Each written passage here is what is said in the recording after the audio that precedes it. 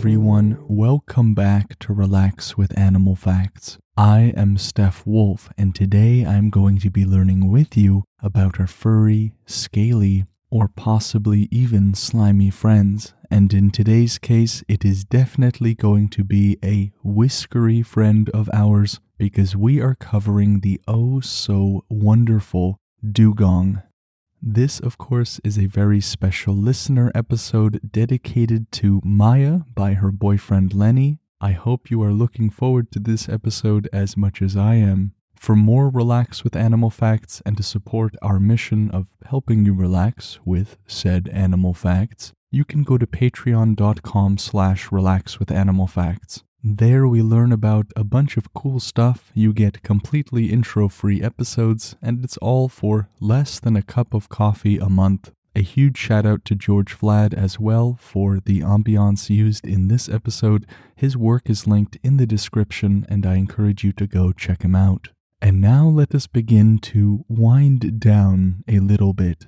If you are a new listener, I welcome you with open arms to our animal podcast family, and if you are returning, you know exactly what I am going to be asking of you. I have 3 primary exhortations for you. The first is that you put on a pair of flippers and a wetsuit, because we are certainly going to be needing those for where we are going today. My second encouragement to you is to notice perhaps where you are carrying some tension. It might be in the shoulders, the neck, the legs, and if you're not sure, you can start from the bottom of your feet and mentally scan all the way to the top of your head, kind of relaxing as you go. It can be tough to relax when we are stiff as a board, and here on this podcast, we become Jell-O. You can choose whatever Jell-O you'd like. On the Instagram post for the last episode, a lot of you guys told me which Jell-O you like, and we are basically gonna do our best to imbibe or impersonate that Jell-O.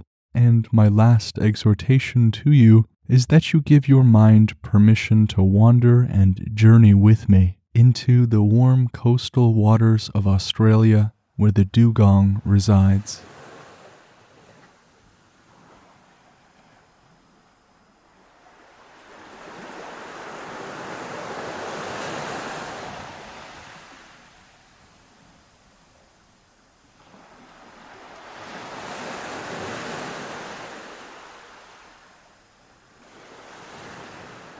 Well, here we are again in Australia. Welcome back, everyone. I'm sure you remember this place because I feel like we are here every other episode. It is almost as if someone asked the Australians, how many cool animals do you guys want? And Australia as a collective responded, yes. But the dugong is not found exclusively here.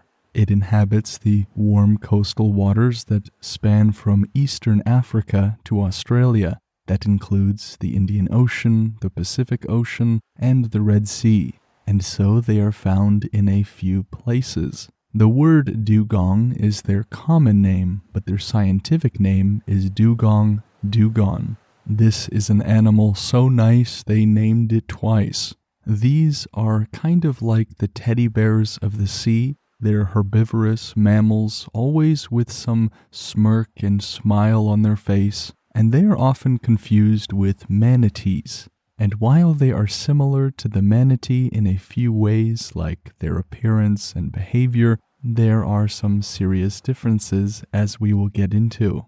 The dugong in the wild will live up to 70 years on average. This is one that is around for a long time, spanning at a whopping 8 to 10 feet in length and weighing from 510 to 1,100 pounds. That's about 230 to 500 kilograms. This altogether makes them an enormous creature, one worthy of our respect and wonder, and we can be glad that they really are one of the most cuddliest sea puppies that I have ever seen, right beside the manatee. And so, while the dugongs and manatees are similar in their appearance and in some of their behaviors, they have a tail, that is, the dugong has a tail that is fluked like a whale's. That is the main anatomical difference that can help you distinguish between the two.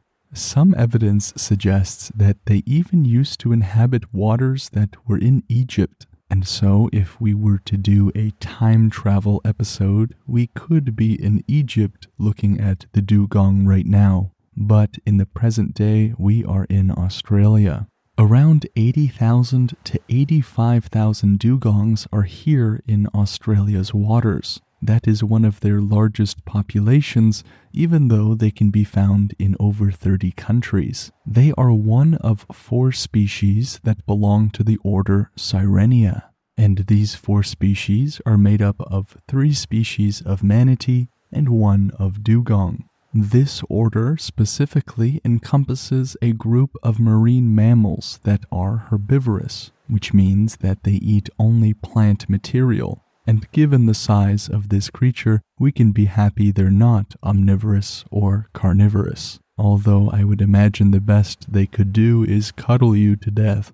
Their days and their nights are filled with grazing. They graze constantly on those underwater grasses, moving their lips around on the seafloor, basically kicking up dust and eating whatever they can. They have a pretty sensitive snout, basically equipped with whiskers and little hairs to be able to more finely distinguish their environment. And once they find what they are looking for, they will take those large and rough lips and chomp down on the grass, removing it from the seabed.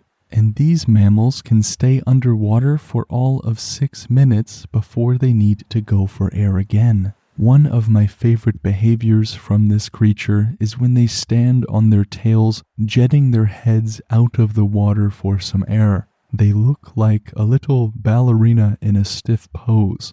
All I can say is that there is an art to it. The behavior of these creatures, as far as their social life goes, can differ. They can spend a lot of their time alone or sometimes with a friend, but they can also be seen in large herds that can number more than 100. The dugong keeps you guessing, and that's why we come back for more. Dugong experts must be filled with joy, and one of the reasons I didn't say one of our slimy friends at the top of the show, even though I was tempted, is because they do have hair. The hair is extremely thin and is thought to serve no other purpose than a tactile one, that is, for their ability to sense their environment. Their little hairs are not doing much for protecting them from cold or any other temperature changes. For that, they have an abundance of blubber that acts like an organic jacket. In fact, warmer than any jacket we can buy. Their thin little hairs will concentrate around their mouths, giving them more nuanced sense in their mouth than on their body. Something important for them given their means of eating, kind of scrounging around the seafloor. This may come as a little bit of a surprise, but the brain of the dugong makes up less than 1% of their body weight. It weighs about 300 grams, making them one of the smaller brains of the animal kingdom. But their life is a simple one. They do not need to forage in a complicated way. They don't need to use tools. They don't have too many natural predators. I am sure that 299 out of 300 of those grams of their brain are spent doing little pirouettes on their tails to get some oxygen. That is, of course, my speculation, but I will hold it dogmatically and no one will change my mind. An adult dugong can eat up to 30 kilograms of seagrass in a single day. That's over 66 pounds. To put that in some perspective, that's about 60 heads of lettuce in one day. Now some may ask, given the relative ease with which they forage and eat, why do they need to have such whiskers or sensitive hairs? Well, these creatures have pretty poor eyesight. They make up for it in terms of their tactile senses through their whiskers and by their excellent hearing. But as we have seen many times on this show, nature always has a balance about it. And their excellent hearing comes in handy for their elaborate communication system that uses squeaks, chirps, barks, trills, and other things. Now, if the Dugong did American Sign Language, then maybe better eyesight would be important, but good hearing will do just fine. One more thing that makes the dugong just the best predator of seagrass is that they have a lower metabolic rate than many other creatures. This just means it allows them to use a lot less energy. If you have seen any videos, and if you haven't, I demand that you do, they move pretty slowly. They are like these large underwater, unidentified swimming objects, and the reason they are like this is to conserve their energy. They have no need for very fast expenditure of that precious energy that they have worked up, and so they'll move slowly and lounge around, doing what dugongs do best. These creatures actually have teeth, in case you didn't know that. I say that because I sure didn't. But they have between 10 and 14 teeth that line their pads on their lips. This lines up to their palate and allows them to easily root up vegetation when they need to. So here I have a definitive list of differences between the manatee and the dugong. And so let's start with their similarities. They're both herbivores. They both reside in warm coastal waters, and both are equipped with astute hearing. The dugong has a fluked tail like that of a whale, while the manatee has a paddle-shaped tail. The dugong a bristled snout, the manatee a whiskered one. And while the dugong has eyesight that is appropriate for their situation, the manatee has quite a bit better eyesight. And lastly, the dugong is going to live about 30 years longer than manatees on average. Which one is better, I would never dare ask. All I know is that if I were ever Aquaman, I wouldn't bother with sharks and whales and everything else. I would better be called Dugong Man.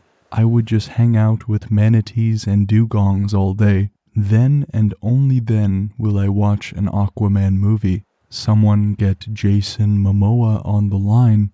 In case I have not already made myself clear, dugongs are awesome.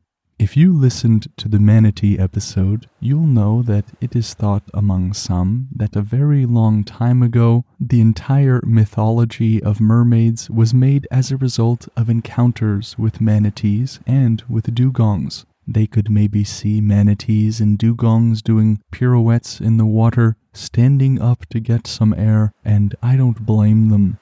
In terms of their reproduction, female dugongs will have one calf after a year-long gestation period, and the mother, once the calf has been born, will help push her young up to the surface in order to take their first breath. That is such a cool fact.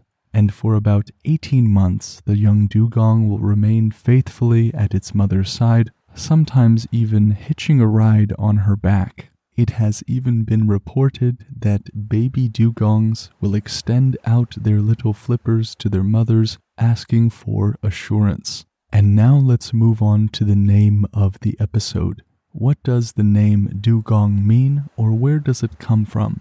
Well, this word is used to describe a large aquatic herbivorous mammal of the Indian and Western Pacific Oceans, and we started using it as early as 1800, this word being mostly borrowed from Malay, which is an Austronesian language, and ultimately becomes dugong in the Philippines. So this is a less messy etymology. Sometimes it is hard to track, but here it is pretty crystal clear. And now allow me to chip away at my spirit with another dad joke. Check this out. I went to SeaWorld and they threw me out for trying to ride the manatee. I don't really know what the big deal was. It's not like I did it on purpose. And now that your night has been sufficiently ruined, let's go to the review portion of the episode.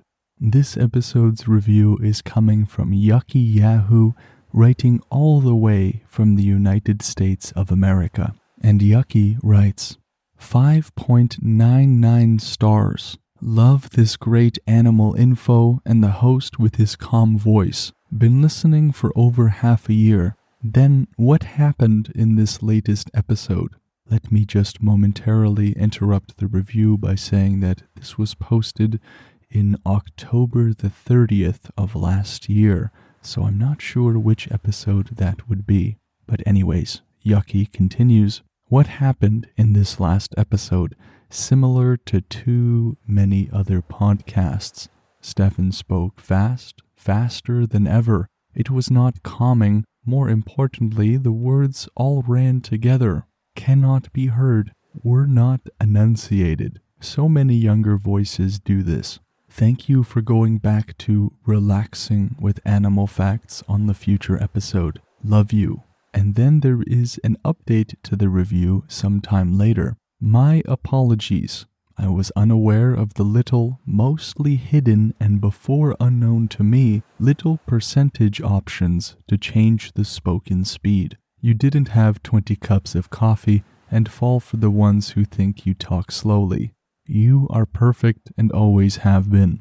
Thank you, Yucky. What a roller coaster of a review. You broke my heart and then pieced it together one by one. I didn't actually know that you could change the spoken speed on any applications, so in case you think I'm talking fast, I guess that's a setting you can check. I like the fact that you rated my podcast 5.99 stars, as if you were rating it out of 6. And this begs the question, were you rating the show out of 5 or out of 6? I have never heard anyone rate anything out of 6, but if it's 5.99 out of 6, that's still a pretty good score. But in case you guys don't know what kind of rating I would prefer, you can rate it on a scale of 0 to 3.72. If there are no decimal points, what are you even doing? All joking aside, thank you, Yucky, for leaving that review. I'm so happy you are a part of what makes the show special, and that you were calling me out on something that you thought was problematic. If perhaps I was going too fast, then I could temper myself. I could notice and perhaps realize the problem and make it better for everyone. That being said, if the show helps you at all, leaving a review is seriously one of the best things that you can do. If you've already done that, or if you can't on your application, following the podcast or sharing it, subscribing, doing whatever you can really helps the show. And the larger our family grows, the higher possibility we could start doing 2 episodes a week, maybe more. I would love to be able to do this show full time for you guys, giving you the absolute best, but that is perhaps in the future for us. If you would like to request an animal, you can do so by going to relaxwithanimalfacts.com and going to the Submit and Animal Request tabs. If you would like to reach out to me, Stef Wolfe, for any other reason, you can do so by sending an email to relaxwithanimalfacts@gmail.com or by going to the Instagram relaxwithanimalfacts and sending a message there. It is because of George Vlad's work that we can explore these different places together. I have left his YouTube in the description and I encourage you to check him out. If you would like more Relax with Animal Facts while supporting the show's mission, you can go to patreon.com/relaxwithanimalfacts. The facts used in this episode came from oceanconservancy.org, visitsealife.com, nationalgeographic.com, factanimal.com, and etimonline.com. What an amazing animal we have learned about today. One that I can say I am a little bit biased to. I love these creatures, and I did before even pressing record. I hope that I have shared some of that love with you, and that your love for this cuddly sea bear has only increased. Thank you so much for taking the time to join me on this adventure, and I look forward to the next one together with the next episode with the next animal. Take care.